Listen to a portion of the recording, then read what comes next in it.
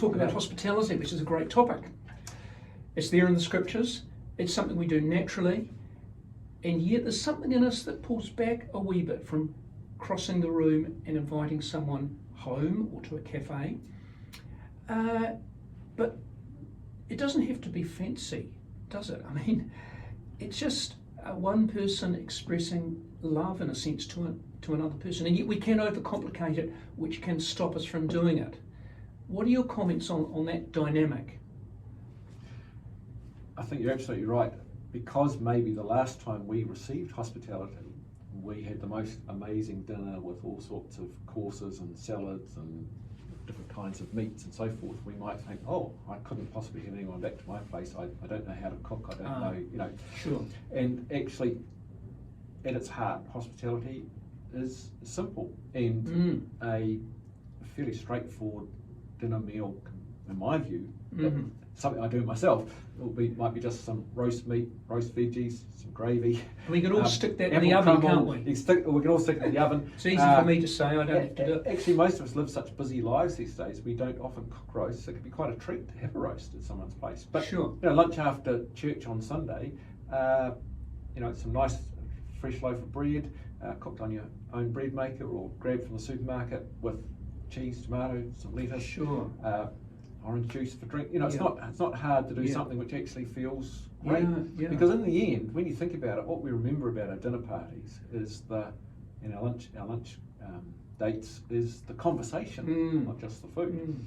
And so what we're trying to do in hospitality is create an environment to simply talk and mix and mingle with one another. Absolutely.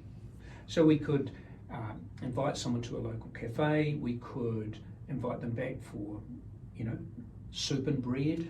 We could even pick up some pizzas. So it's really amazingly doable these days, I think, to have a simple approach to hospitality, if that's all we feel up to.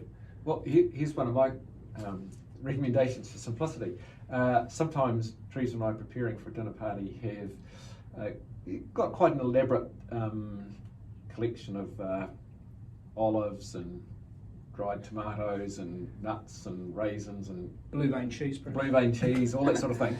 Wonderful, lovely. Yeah. And then we're sometimes reflected on, actually, you eat so much of that, you're quite full by the time you come to your main course. But it's also can be quite a lot of time if you're in a bit of a rush.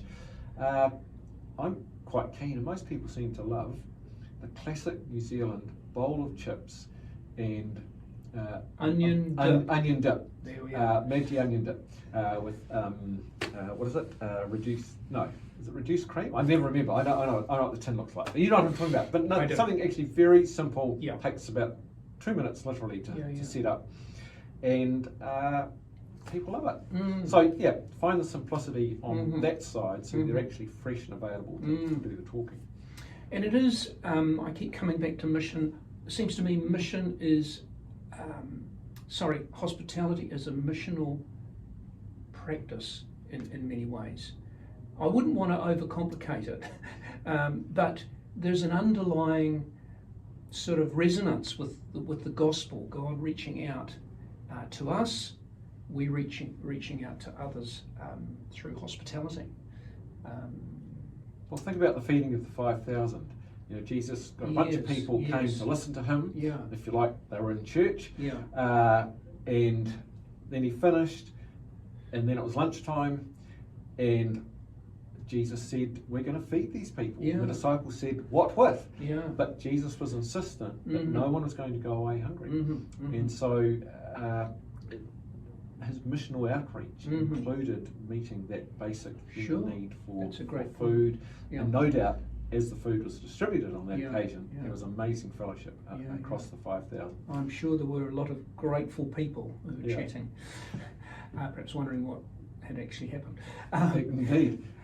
So thank you for more of those comments on hospitality, Bishop Peter. That's awesome. Thank you. Bishop Peter, we've been talking about hospitality. Sometimes people worry that somehow our evangelistic efforts get a bit ham-fisted at times, and we sort of give the impression that we have a mixed motive in our hospitality. Would you like to comment on that? I think we've got to be very careful about or let's call it hidden motives. Mark, come over for dinner, but what I don't say is because I want to take the opportunity to tell you about Jesus. Yeah.